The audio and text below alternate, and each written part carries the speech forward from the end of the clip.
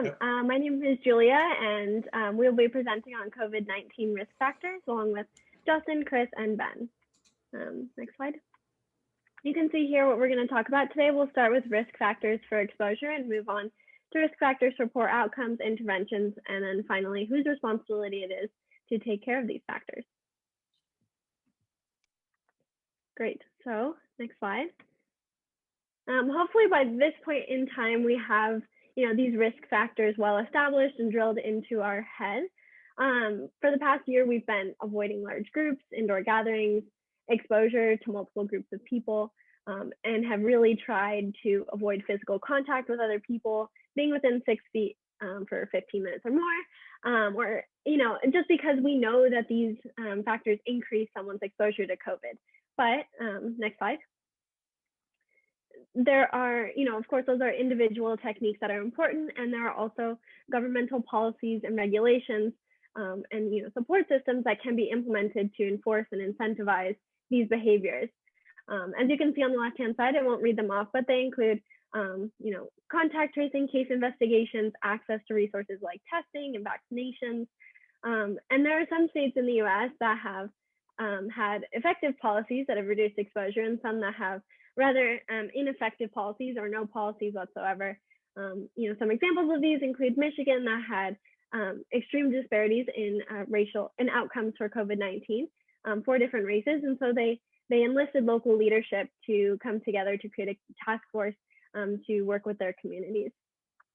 Massachusetts and Hawaii also had mandatory quarantine for travelers that proved to be rather effective. Some other ineffective policies include states such as Arizona that were really reluctant to have any sort of mask ordinances and actually barred cities from doing the same. And states like South Dakota, which pretty much took a do-nothing approach.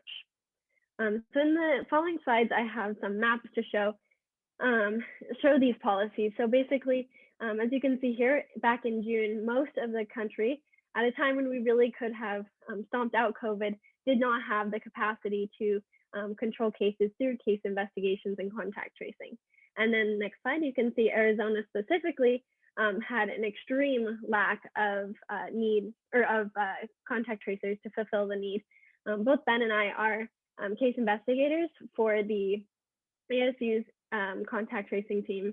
And back in December, I've been working now for about 8 months.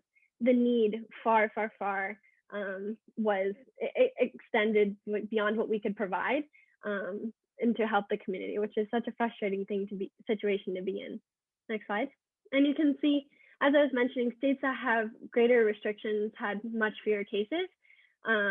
Top left, you can see states like South Dakota had few restrictions and high case counts per 100,000 individuals, versus on the bottom, you see the states that had much greater restrictions and fewer cases. And again, this also shows more restrictions lead to fewer cases.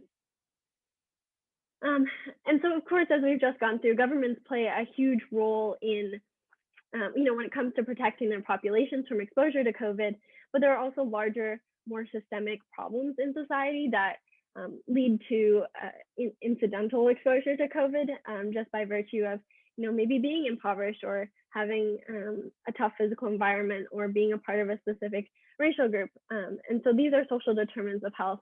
For poverty, we have school closures, of course, over the past year, but those who are less well off maybe rely on free school lunch. As a result, when they don't go to school, they don't get 3 meals a day, which may lead to them being undernourished or malnourished. And when that happens, individuals have a weakened immune response, which of course hurts them if they are exposed to COVID. In terms of physical environment, individuals may also be in congregate housing or in areas where they are, they don't have the ability to isolate themselves if they've been exposed to COVID. Thus, it may more rapidly spread throughout the population. And finally, of course, as I think it has been rather apparent, unfortunately, is that race also plays a role in that. Incidence rates are 3 times higher in predominantly Black counties than predominantly white counties, and the mortality rate is 6 times higher. Next slide. So I'll quickly go through a case study in Italy. So there are 2 regions, Lombardy and Veneto, that we'll be looking at today. They had their first cases of COVID around the same time on February 20th, and both imposed local lockdowns again on the same day. They have similar population density, demographics, and are right next to each other in Italy. However, as you can see, the case rates and successes and failures were quite drastic between the two areas. So Lombardy had 6 times the number of deaths as Veneto, half the tests that Veneto performed. They had twice the positivity rate, 3.3 times the number of hospitalizations. And one of the worst factors I saw is Lombardy's rate of infections of hospital workers were 19 times that of the general population versus Veneto's, which was 3 to 4 times higher, which could indicate a lack of PPE or just general high exposure. Next slide. So what caused this difference? Back in I think the 1990s, Italy sort of decentralized their health system and gave the regions a lot more autonomy to choose how they wanted to apportion their funding. Lombardy, being the richest region in Italy, spent a lot of their money creating a beautiful hospital system and state-of-the-art technologies and such, but they didn't invest as much into public health. Versus Veneto, which placed a strong emphasis on public health systems and building up that capacity. They had strong general practitioners and a primary care system, such that when both healthcare systems were strained, Veneto performed much, much stronger and had fewer exposures to COVID, fewer poor outcomes from COVID. When the pandemic hit, Lombardy quickly lost control because they didn't have the lab capacity. They had extreme in-hospital transmission because so many people were going to the hospitals. They didn't have family doctors or general practitioners to the quantity they needed to help people take care of COVID at home. Versus Veneto had rapid testing in place. They avoided hospitalization at all costs and carefully monitored all patients with a daily phone call. And what was really neat was that if anybody was rapidly deteriorating, they'd send out a team to someone's home rather than sending them into the emergency room in order to lessen the exposure. They also had broad case investigations and contact tracing, which got ahead of the problem. And finally, here you can see that Veneto just really tried to keep people out of the hospital at all costs with a significant difference in ICU and hospitalization. Let's talk about things that make people more likely to die from COVID. And there are a couple of different factors at play here. One really obvious one is other diseases, other pre-existing conditions. And the CDC has a whole laundry list of other conditions that are more likely to cause death from COVID. A lot of these are very common conditions like asthma, current or previous cancers, chronic kidney disease, chronic lung disease like COPD or emphysema, diabetes, Down syndrome, heart disease, chronic liver disease, obesity, and pregnancy. And this list is likely not comprehensive. There are probably other conditions that also increase the mortality likelihood from COVID as well. These are just the ones that we know of right now. So that's very alarming. And just to sort of prove this point, there have been a couple of meta-analyses published last year that have established that obese individuals are much more likely to test positive for COVID and go to the ICU for COVID and in the end die from COVID than non-obese individuals. You can see based on the pool data, which is signified by the red diamonds in the bottom of those two graphs. If you look at the 95% confidence intervals, it is a statistically significant relationship that obese individuals are more likely to both test positive for COVID and go to the ICU for COVID, which is, again, very significant in proving that obesity is indeed a risk factor for COVID death. And then additionally, something else that Julia mentioned earlier is that race is another big factor for potentially bad COVID outcomes. And this little table was published actually by the CDC this year.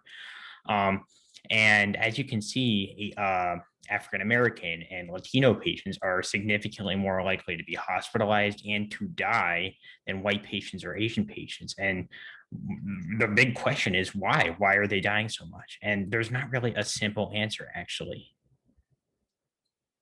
One thing that we must acknowledge is that there are some biological factors.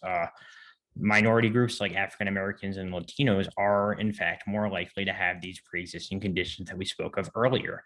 The CDC has published a couple of graphs about just sort of general population demographics. And as you can see, in the bottom left graph presenting obesity percentage by race, African Americans and Hispanics are more likely to be obese, which is a big factor for dying from COVID and getting COVID, than whites and especially Asians. Additionally, those two racial groups are also more likely to get diabetes. So, even if you correct for differences in pre-existing conditions, according to the Commonwealth Fund, minorities still have much worse outcomes than white and Asian patients. And why do you think this could be? Okay, so one big reason is that African American populations in particular are more likely than white workers, than Latino workers to be in frontline jobs. So this is a graph displaying the population percentage in particular sectors for African Americans. And you can see that despite 13% of the population being Black, Blacks are tremendously overrepresented in frontline professions like public transit, warehouse work, childcare and social services, and healthcare, all of which likely dramatically increase the risk of picking up COVID-19 and thus dying from COVID-19, which is important to note. Then additionally, a lot of densely populated cities are Black and are likely pumping up the COVID numbers for African Americans a good deal. So if you look at this graph on the bottom, these are 4 states that were hit hard by COVID, especially with their Black populations. And while North Carolina and South Carolina were hit hard, Michigan and Illinois were hit especially hard. And if you think about why, Michigan and Illinois have 2 of the largest predominantly Black cities in the United States. Michigan has Detroit, Illinois has Chicago. And despite being like about 30% of the population in Chicago, African Americans have been reported to have been accounted for 70% of the COVID deaths. So clearly in these big cities, there's a population density factor for African Americans and other racial groups that is at play. So the main takeaway is that there's likely not an individual reason for some races being more likely to die from COVID-19. There are probably a lot of factors working together. And a lot of these correlations are stuff like race and pre-existing conditions like obesity and diabetes, race in the number of at-risk workers in sectors like healthcare, and especially public transit like bus drivers, the correlation between race and population density in cities like Detroit and Chicago, and then potentially a medical empathy problem as well between like white doctors and Black patients. All right, so Julia and Ben have already touched on and already addressed the first step of intervention, and that is to acknowledge that there is actually a problem. Julia has actually talked about and gave examples of a type of intervention called preventive intervention, and there's 2 types of intervention. Preventive are those that prevent diseases from occurring or reducing incidences, as she was talking about with the not crowding the hospitals. And then there's therapeutic intervention, which are those that treat, mitigate, or postpone the effects of the disease. And I'll be going over more of a general sense of it. So with preventive, there's the non-pharmaceutical interventions that slow the spread and reduce the burden of COVID-19. And these are things that we experience here in Arizona in the United States, or mostly this specific list was actually taken from preventive measures that took at Wuhan when it first started. And those are compulsory stay-at-home policies, mandating closures of school and non-essential business, face mask ordinances. We've experienced all of these on the lists. But I would like to direct more of the attention concerning racism, which Ben and Julia have already talked about. It's not as simple as saying, let's just tackle racism, but it is something to take note of, to consider if you are yourself going to the medical profession, or putting it to the standard of your medical professionals, where they need to address biases that they may have, or understand pre-existing conditions, or just in general understanding that there is structural racism that exists in the medical field, and it's a cross-sector concern. So being able to lobby for these kind of things is quite necessary. But when it comes to therapeutic intervention here, we have oxygenation intervention because it is a respiratory disease. So this is going down the list of severity of the patients. Here we have supplemental oxygen therapy and high flow nasal cannula, which is indicated by here. These are just for mild to moderate pulmonary insufficiencies. But when you go down the list to non-invasive and invasive positive pressure ventilation, or even ECMO, or extracorporeal membrane oxygenation, that's when it gets serious. This one right here is like a artificial pump for your body when your body can't pump fluids out of your lungs. So also there was what Ben was talking about with pre-existing conditions. Those are called comorbidities when it comes to how COVID can interact with them, making their situation even worse. And we need to understand that organ injuries can and will happen. So just optimizing the supportive care and preventing any more damage to the liver, kidney, cardiovascular system is important as well for intervention. And at the hospital stay, when they are at the hospital, it is equally as important to look at their nutrition support because they're in a weakened state. So having them get their foods in, their nutrients of protein, carbs, and vitamins is important. And depending on how they can actually feed themselves or not, we can adjust for that. And mental health is a big one that we should focus on because this sickness has isolated many people, and that isolation is new to some people and it's not new to other people, and that could already hamper existing mental health issues or create new ones. And so we should have psychoeducation and just common therapy interventions. Lastly, there is the discharge, which is a universal thing that hospitals should just employ when it comes to allowing the patient to finally leave when they're able to, which is having a body temperature returning to normal for 3 days, respiratory symptoms improving, and just quarantining the patient after discharge for 14 days. And if the situation deteriorates, having them be able to come back. All right, so my slides were addressing whose responsibility it is to address these coronavirus health risk factors. So the answer to that is that it's a societal responsibility, but there are certain players that play a more important role when it comes to addressing these health risk factors. For instance, governmental institutions, they play a large role, such as the national government, state governments, but also the health sector, whether it be public or private. And then there's also other organizations and other sectors that play an important role. The main one I want to touch on was the national government, and they should be the leader just because they're focused on coordinating and communicating with all the different organizations, all the different entities. And also they have the power to enact and modify legislation that can be important to addressing the various social circumstances that my previous colleagues have touched upon, and also just shaping behavior, and that policies and legislations play an important role in shaping behavior. Right, and the federal government is not just one entity. There's multiple players within the federal government. For instance, the Department of Health and Human Services, they're important for managing the repository of drugs and medical supplies and PPE. But also, other agencies such as FEMA, they're responsible for just coordinating the federal response on the ground, right? So there's many different actors within the federal government, right?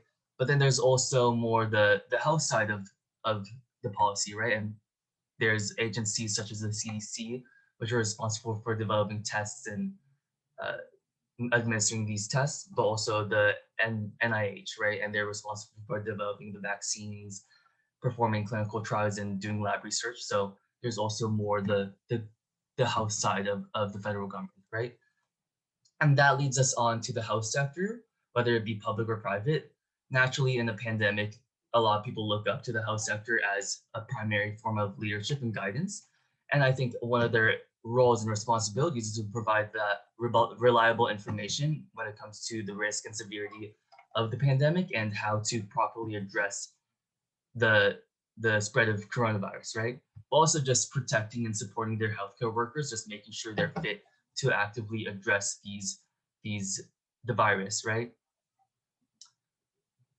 And then there's also other sectors that are important. For instance, just any businesses or organizations in general, they have to establish these continuity policies and guidelines that can protect their employees and protect their customers.